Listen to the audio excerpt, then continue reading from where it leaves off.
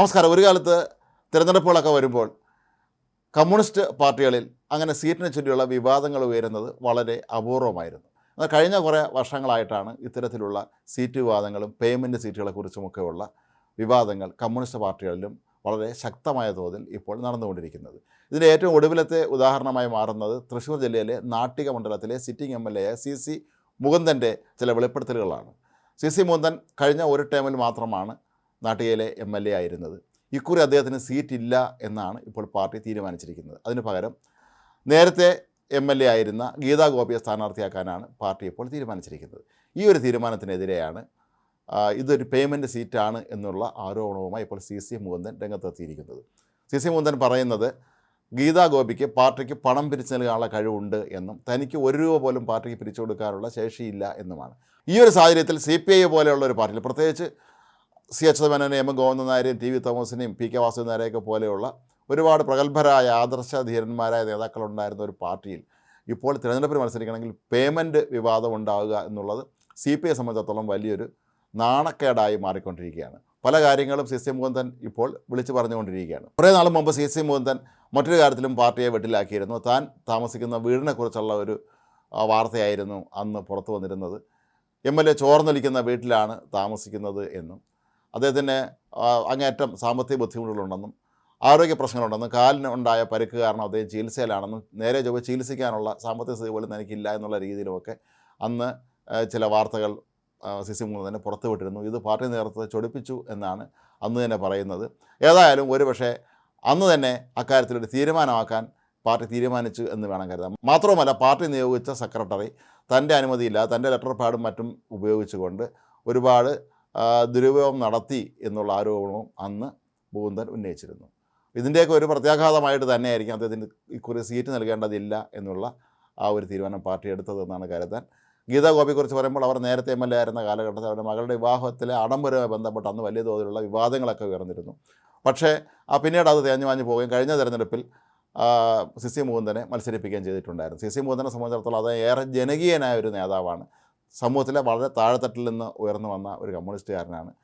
പക്ഷേ ഇപ്പോൾ ജില്ലാ കൗൺസിലിൽ നിന്ന് പോലും CC മുകുന്ദനെ പാർട്ടി ഒഴിവാക്കിയിരിക്കുകയാണ്. CPIയെ സംബന്ധിച്ചിടത്തോളം എല്ലായ്പ്പോഴും തത്വാധിഷ്ഠിത രാഷ്ട്രീയമാണ് തങ്ങളുടെ ലക്ഷ്യമെന്നും അതിൻ്റെ അടിസ്ഥാനത്തിൽ മാത്രമാണ് പ്രവർത്തിക്കുന്നത് എന്നും എപ്പോഴും അവകാശപ്പെടുന്ന ഒരു സംഘം നേതാക്കളുള്ള പാർട്ടിയാണ്.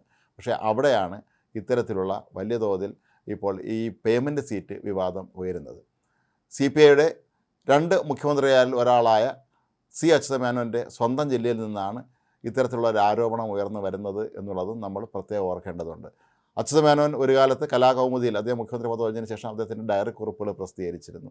നമ്മെ ഏറെ അത്ഭുതപ്പെടുത്തും ഒരു മുൻ മുഖ്യമന്ത്രിയായ ഒരു മനുഷ്യൻ എത്രമാത്രം പരിമിതികൾക്കുള്ളിലാണ്, പ്രത്യേകിച്ച് സാമ്പത്തിക പരിമിതികൾക്കുള്ളിലാണ് ജീവിച്ചിരുന്നത് എന്ന് ആ ഡയറി കുറിപ്പുകൾ വായിച്ചാൽ നമുക്ക് മനസ്സിലാക്കാൻ കഴിയും. എന്നാൽ CPIയുടെ പല നേതാക്കളും പിൽക്കാലത്ത് ആ ഒരു ജീവിതശൈലി മാറ്റുകയും അവരും ഈ ബൂർഷ ആഡംബര ജീവിത രീതികൾ അവലംബിക്കുകയും ചെയ്തതായി പലരും പാർട്ടിക്കുള്ളിലെന്ന ആരോപണം ഉന്നയിച്ചിരുന്നു.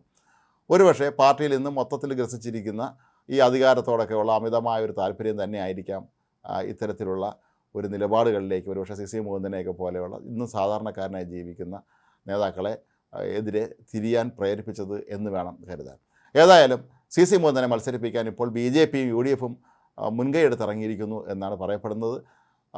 മുൻ KPC പ്രസിഡന്റ് മുൻ ആഭ്യന്തരമന്ത്രിയൊക്കെയായ മുതിർന്ന കോൺഗ്രസ് നേതാവ് രമേശ് ചെന്നിത്തല CC ഗോപിയുമായി ഫോണിൽ സംസാരിച്ചു എന്നാണ് പറയപ്പെടുന്നത്. BJPയും CC മുകുന്ദനെ അവിടെ സ്ഥാനാർത്ഥിയാക്കാനുള്ള നീക്കങ്ങൾ നടത്തുന്നുണ്ട് എന്ന് പറയുന്നു. ഏതായാലും CC മുകുന്ദൻ എന്ന നേതാവിനെ സംബന്ധിച്ചിടത്തോളം ഇത് വളരെ പ്രധാനപ്പെട്ടൊരു നിമിഷമാണ്. കാരണം അദ്ദേഹം ഏതായാലും താൻ മത്സരിക്കുമെന്ന് തന്നെ വ്യക്തമാക്കിയിട്ടുണ്ട്. അപ്പോൾ ആ നിലയ്ക്ക് അദ്ദേഹം സ്വതന്ത്രമായിട്ടാണോ മത്സരിക്കുന്നത്, അതല്ലെങ്കിൽ UDFോ NDAയോ മറ്റോ അദ്ദേഹത്തിന് പിന്തുണ നൽകുമോ എന്നുള്ള ഒരു ചോദ്യം ഇവിടെ വരുന്നുണ്ട്. ഏതായാലും CC മുകുന്ദനെയൊക്കെ പോലെയുള്ള നേതാക്കൾ കമ്മ്യൂണിസ്റ്റ് പ്രസ്ഥാനങ്ങളിൽ നിന്ന് ഒരു അപൂർവതയായി മാറിക്കൊണ്ടിരിക്കുന്ന ഒരു കാലഘട്ടമാണ്.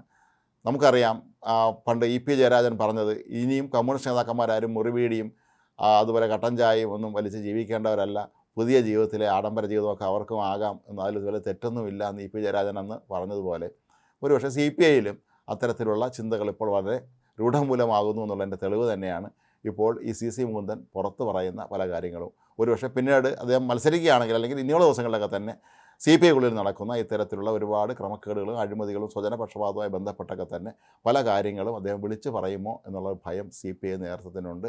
ഏതായാലും അടിയന്തരമായി തന്നെ CPI നേതൃയോഗങ്ങൾ ഇപ്പോൾ ചേർന്നുകൊണ്ടിരിക്കുകയാണ്. അവിടെ CC-3 കാര്യത്തിൽ അവർ കൃത്യമായ തീരുമാനമെടുക്കുമെന്നാണ് പറയപ്പെടുന്നത്. ഇത്രയും ഗുരുതരമായ ഒരു ആരോപണം പാർട്ടി നേതൃത്വത്തിനെതിരെ ഉന്നയിച്ച CC-3-നെതിരെ പാർട്ടി നടപടിയെടുക്കാൻ തന്നെയാണ് സാധ്യത. പക്ഷേ അതേസമയം ഏതായാലും CC-3 രാഷ്ട്രീയത്തിൽ അനാഥനാക്കാതെ NDA-യും അതുപോലെ UDF-ഉം ഒരുപോലെ ശ്രമിക്കുന്നു എന്നുള്ളത് നമ്മളിവിടെ ശ്രദ്ധിക്കേണ്ട ഒരു കാര്യമാണ്. ഏതായാലും അങ്കക്കളരിയിൽ മുകുന്ദൻ ഉണ്ടാകും സ്ഥാനാർത്ഥിയായിട്ട് എന്ന് തന്നെയാണ് ഇപ്പോഴും നമുക്ക് മനസ്സിലാക്കാൻ കഴിയുന്നത്. ഇനിയുള്ള 1-2 ദിവസങ്ങൾക്കുള്ളിൽ തന്നെ അക്കാര്യത്തിൽ അന്തിമ തീരുമാനവും ഉണ്ടാകും എന്നാണ് പൊതുവെ പറയപ്പെടുന്നത്.